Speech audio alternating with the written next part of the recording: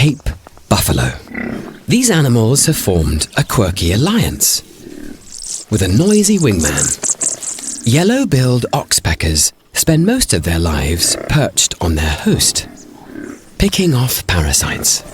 No respecters of personal space, the birds will go anywhere for a titbit. Intimate cleaning isn't the only service they provide. Nicknamed the watchbird, the buffalo have learnt the oxpecker's shrill calls mean trouble. Lions, Africa's top predators. For these big cats, sound can hold the secret to a successful hunt. A warthog could be an easier target.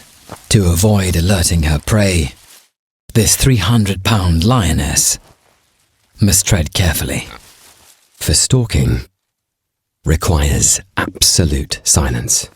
Over 80% of lone lion hunts end in failure.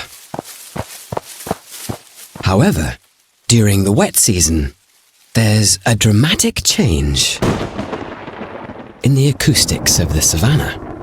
And it's this, along with the background din of wind and rain, drowns out the footsteps of the pride. The perfect conditions for getting closer than ever.